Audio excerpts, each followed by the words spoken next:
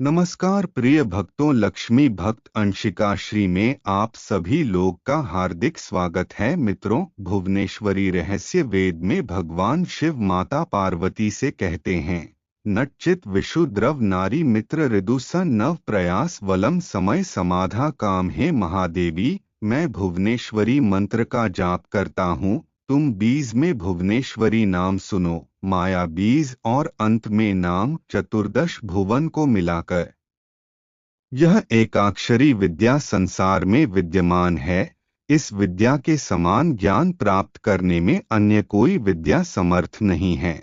इसमें न मन की शुद्धि की आवश्यकता है, न मंत्र की मित्रता है, और इस विद्या में अधिक परिश्रम करने की भी आवश्यकता नहीं है।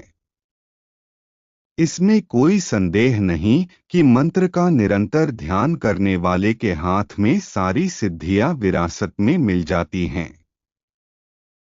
वीडियो में आगे बढ़ने से पहले अगर आप मेरे चैनल पर नए हैं तो आप मेरे चैनल लक्ष्मी भक्त अंशिका श्री को लाइक, कमेंट और सब्सक्राइब करें। और आज के सेगमेंट में मैं आपको एक ऐसे अजीब और दिलचस्प विषय के बारे में बताऊंगा। मैं आपको वह परिचय देने जा रहा हूं जिसके बारे में बहुत कम बात की जाती है और दुनिया में बहुत कम लोग ही इस विषय को गहराई से जानते हैं। आज का यह खंड मैंने मां भुवनेश्वरी रहस्य ग्रंथ से लिया है। यह एक ऐसा रहस्य है जो आपके जीवन में अपार खुशियां लाएगा। हर कोई कुछ न कुछ लेकर ही आ सकता है, और ये बात मैं आपको नहीं बता रहा हूँ। समय महादेव जी ने माता भुवनेश्वरी का मंत्र हरिम कहा है, जिसके बारे में आपने सुना होगा कि रिम मंत्र का जाप करने से सब कुछ मिल सकता है। लेकिन आज मैं आपको इस मंत्र के बारे में कुछ तथ्य बताने जा रहा हूँ जो आपने आज तक नहीं सुना होगा। आपके जीवन से सभी दुख दर्द दूर हो जाएंगे और आपकी मनोकामनाएं पूरी होने लगेंगी, क्योंकि इस विद्या का मुख्य कार्य यह है कि मनोकामना शीघ्र पूरी हो जाती है। लेकिन केवल हिरी मास से ही नहीं, इसके साथ साथ अन्य संपूर्णों का भी प्रयोग करना पड़ता है।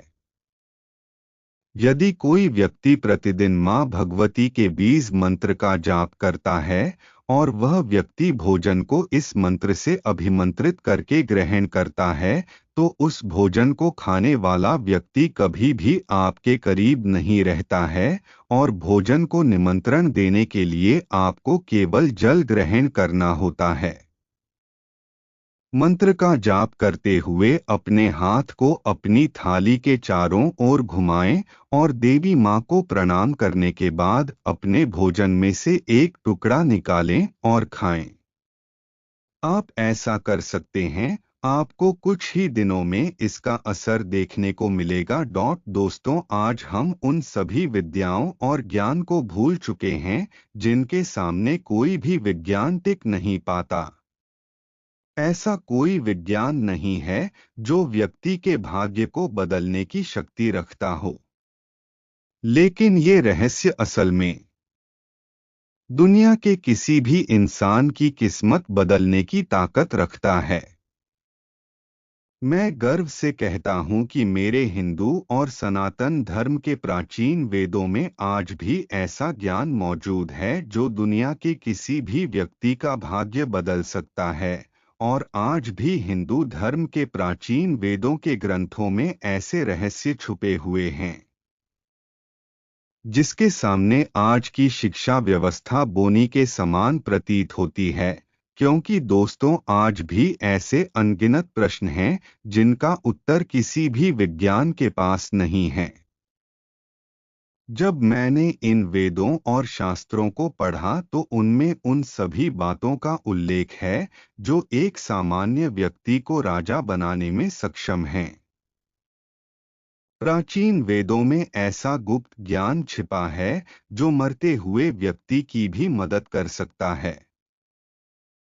दरअसल हमारे प्राचीन वेद और अन्य ग्रंथ हमारी जड़ें हैं, और अगर हम उनसे जुड़े रहेंगे तो ये जड़ें हमें मजबूत बनाने में मदद कर सकती हैं।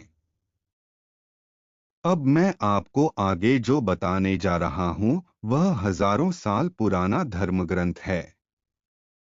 ऐसी विद्या, क्रिया, तकनीक, साधना, चाहे आप इसे कुछ भी कहें, एक ऐसी साधना है जो कम समय में किसी भी व्यक्ति के जीवन को बदलने की ताकत रखती है।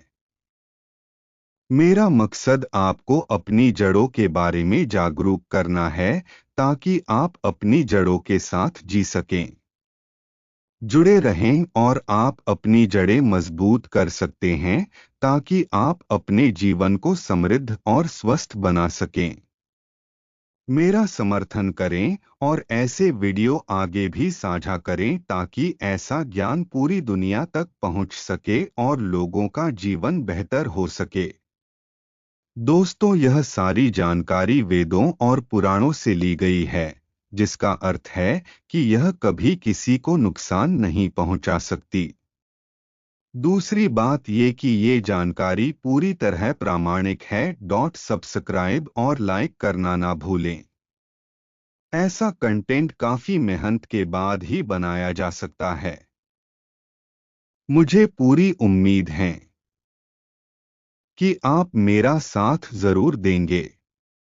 इस विद्या के संबंध में संत महायोगी गोरक्षनाथ ने अपनी पुस्तक कपाल वेदी में कहा है कि इस साधना को पूरा करने के बाद व्यक्ति के पास हमेशा लक्ष्मी का अजस्रस्या रहता है, जो आपके जीवन में हर खुशी लाता है। दे सकते हैं, और यह मैं नहीं कह रहा हूँ। यह बात महादेव ने माता पार्वती को भुवनेश्वरी रहस्य ग्रंथ में बताई है। अब मैं तुम्हें इस रहस्य के बारे में कुछ गुप्त बातें और आगे इस क्रिया को कैसे करना है, इसके बारे में बताने जा रहा हूँ। हम जानेंगे कि इस रहस्य को जानने के लिए माता पार्वती ने महादेव से कई बार अनुरोध किया था।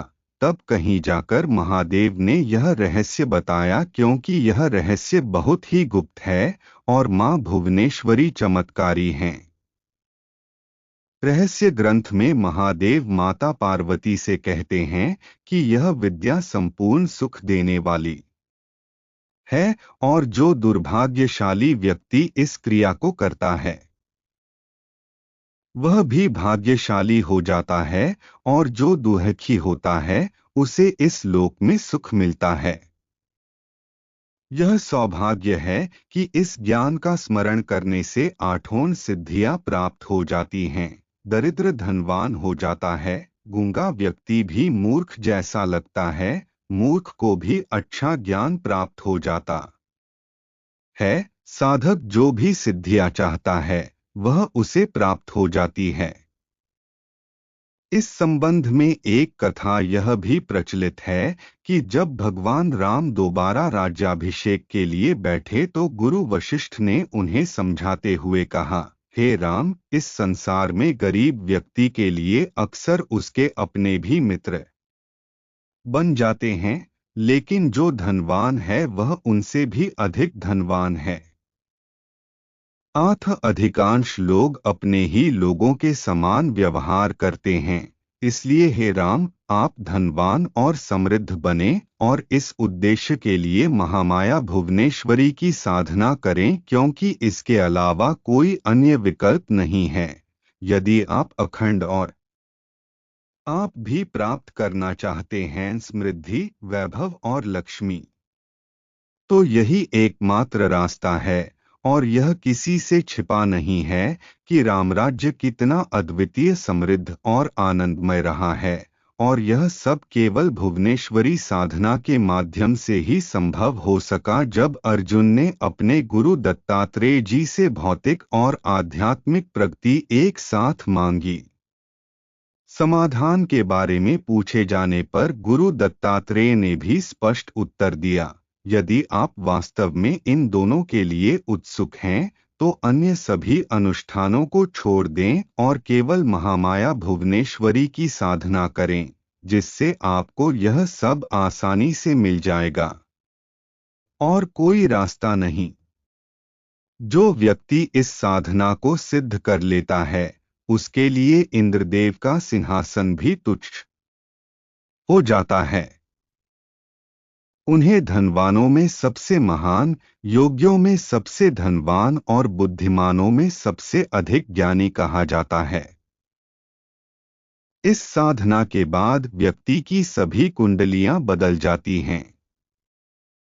जब चक जागृत अवस्था में आता है तो उसे समाज में पूरा सम्मान और प्रसिद्धि मिलती है। जो व्यक्ति इस साधना को सिद्ध कर लेता है, उसके लिए साक्षात देव इंद्र का सिंहासन भी तुच्छ हो जाता है। वह धनवानों में, योगियों में सबसे धनवान और विद्वानों में सबसे धनवान हैं। मित्रों, इस बारे में और क्या कहा जा सकता है?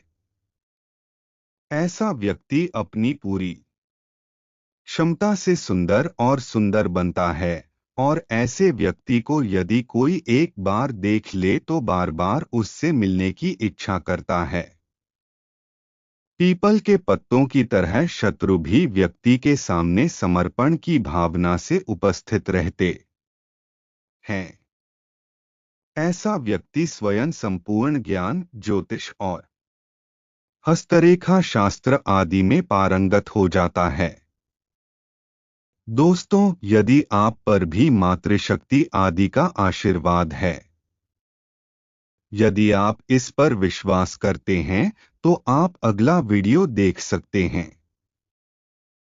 अन्यथा आप वीडियो को छोड़ सकते हैं, क्योंकि यह वीडियो केवल उन लोगों के लिए है जो अभी भी खुद पर और अपने भगवान पर विश्वास करते हैं, जो अभी भी इस भुवनेश्वरी विद्या साधना में अपनी जड़ों से जुड़े हुए हैं। सफलता प्राप्त करने वाला साधक जिस भी क्षेत्र में प्रवेश करता है, चाहे वह कला, विज्ञान, अध्यात्म, चिकित्सा या राजनीति हो, वह उसमें सर्वोच्च एवं उत्कृष्टता प्राप्त करता है। मां भुवनेश्वरी साधना का अर्थ है कि साधक के पास सभी प्रकार की भौतिक संपदा होनी चाहिए। साधना के उस उच्चतम चरण को प्राप्त करें। देवी मां नेत्र रूप में हैं। उनकी 3 आंखें हैं, इसलिए कहा गया है कि वह अपनी आंखों से सभी लोगों को प्रकाशित करती हैं। सभी प्रजातियों का पोषण करने के परिणामस्वरूप उन्हें वरदा कहा गया है, और उनके हाथों पर सजा हुआ अंकुश शासक शक्ति का प्रतीक है। आइए अब जानते हैं कि इस चमत्कारी अनुष्ठान को कैसे किया जाए। यह प्रक्रिया बहुत छोटी लेकिन प्रभावी है। आपको इसे एक अनुष्ठान की तरह पूरा करना होगा। मैं आपको आगे सभी नियम बताने जा रहा हूं। आप 13 मार्च के बाद शुक्ल पक्ष के सोमवार से साधना शुरू कर सकते हैं, और इसे आपको लगातार 21 दिनों तक करना होगा। जब आप इसे करें तो आपको कोशिश करनी चाहिए कि आपका मुंह दक्षिण पूर्व यानी अग्निकोण की ओर हो, और जब आप ऐसा करें तो इस साधना के बारे में किसी को बिल्कुल भी न बताएं। आपको इसे गुप्त रखकर ही करना होगा। अगर आपको किसी को कुछ बताना है तो आप कुछ भी कह सकते हैं, लेकिन इस मंत्र और साधना के बारे में कुछ भी न बताएं। न ही अपनी इच्छा के बारे में। सबसे पहले इस साधना को शुरू करने से पहले आपको एक छोटा सा संकल्प लेना होगा। मैं आपको इसे एक उदाहरण से समझाऊंगा, जिसमें आपको अपने दाहिने हाथ में चम्मच से थोड़ा सा पानी लेना है और उसमें थोड़े से चावल मिलाने हैं, और आपको फूल भी रखने हैं। आप तुलसी के पत्ते भी रख सकते हैं, और माता और शिव जी का ध्यान करते हुए आपको ऐसे बोलना है, जैसे कि मैं अंशिका श्रीवास्तव हूँ, गोत्र कायस्थ, जन्मस्थान सुल्तानपुर से हूँ, मैं इस पते पर रहती हूँ, मैं अपना पूरा करूंगी 6 मार्च 2025 को एक माला 21 दिनों तक। हे महादेव, हे आदि शक्ति माँ, कृपया मेरी इच्छा पूरी करने का आशीर्वाद दें। मैं इस अनुष्ठान को पूरी श्रद्धा और भक्ति से पूरा करूंगा। अब मैं आपको जो मंत्र बताने जा रहा हूं, आपको उस मंत्र की एक माला प्रतिदिन जपनी है। वह मंत्र है हरि भुवनेश्वर नमः। आज तक आपने एक ही शब्द के बारे में सुना होगा, लेकिन ये कितना काम करता है ये मैं नहीं कह सकता, लेकिन जो मंत्र मैंने आपको दिया है उसकी व्याख्या स्वयं महादेव ने की है, इसमें संशय नहीं है। करने को कुछ नहीं बचा है। यह मंत्र आपकी किसी भी मनोकामना को पूर्ण करने की शक्ति रखता है। इस मंत्र की शक्ति का प्रभाव आपको तभी पता चलेगा जब आप इसे करेंगे और आपके जीवन में चमत्कार होने लगेंगे। यह सचमुच बेहद शक्तिशाली मंत्र है। इस पर भरोसा करो। इस मंत्र के समान कोई भी मंत्र इतना शक्तिशाली प्रभाव देने वाला नहीं है। आपको इस मंत्र के जाप की प्रक्रिया को अच्छी तरह से समझ लेना चाहिए। इस मंत्र का जाप करने के लिए आपको देवी माँ की एक तस्वीर और महादेव जी की एक तस्वीर लेनी होगी या फिर भगवान शिव की एक तस्वीर लेनी होगी। आप परिवार की फोटो भी ले सकते हैं और आपको याद रखना होगा कि महादेव के इस मंत्र के बिना यह पूजा कभी नहीं होगी। इसलिए पूजा शुरू करने से पहले आप भगवान गणेश का नाम लें और फिर भोले शंकर महादेव का नाम लें और एक माला लें। महादेव का मंत्र नमः शिवाय करना होगा और उसके बाद ही मंत्र का जाप शुरू करना होगा। इस मंत्र का जाप आपको प्रतिदिन कम से कम एक माला 108 बार करना है और यदि आप एक माला से अधिक भी कर सकें तो बहुत अच्छा है। इसका जाप आप 3 बार कर सकते हैं, 5, 11 या फिर 21 माला भी कर सकते हैं। यह आप पर निर्भर करता है, लेकिन आपको यह ध्यान रखना होगा कि संकल्प लेते समय एक बार संख्या तय हो जाए तो हर दिन यही संख्या रहेगी, आप इसे बदल नहीं सकते। इसलिए आपको जप से पहले संख्या सोच समझकर तय करनी होगी। इसे आप किसी भी समय कर सकते हैं, हालांकि यह रात में सबसे अच्छा है क्योंकि दिन में बहुत काम होता है, और आप चाहें तो इसे सुबह भी कर सकते हैं। आप कोई भी समय तय कर सकते हैं, लेकिन आपको इसे रोजाना उसी समय पर करना होगा। बैठने का आसन केवल एक ही होना चाहिए, उसे आपको हर दिन बदलना नहीं पड़ता है और उस आसन का उपयोग कोई और नहीं कर सकता है, अन्यथा आपकी सारी भक्ति, आपके सभी अच्छे कर्म दूसरा व्यक्ति जो उस आसन पर बैठेगा ले जाएगा। इसलिए इस पर बहुत बारीकी से ध्यान दें। ध्यान रखें कि इस क्रिया के लिए कुछ महत्वपूर्ण नियम हैं। उन्हें ध्यान में रखते हुए ही आपको यह साधना पूरी करनी है। यह जाप आपको 21 दिनों तक करना है। सबसे महत्वपूर्ण नियम यह है कि इसमें आपको गुरु का सानिध्य होना बहुत जरूरी है। यदि आपके पास कोई गुरु नहीं है, यदि हाँ, तो आप महादेव शिव को अपना गुरु मानकर यह साधना कर सकते हैं। इस साधना में सबसे महत्वपूर्ण बात यह है कि आप उसके साथ रहें, यानी जब आप यह साधना करें तो आपका मन कहीं और नहीं होना चाहिए। इस ज्ञान के प्रति आपकी पूरी श्रद्धा होनी चाहिए। और यह तभी फलदायी होगा जब आप में विश्वास होगा। अन्यथा किसी भी साधना की सिद्धि के लिए गुरु और मंत्र पर विश्वास होना जरूरी है, तभी आपकी मनोकामनाएं पूरी होती हैं। मित्रों, आपको यह समझना होगा कि आप आदिशक्ति की पूजा, प्रार्थना और ध्यान करने जा रहे हैं। सारा संसार माता की शक्ति से ही चल रहा है।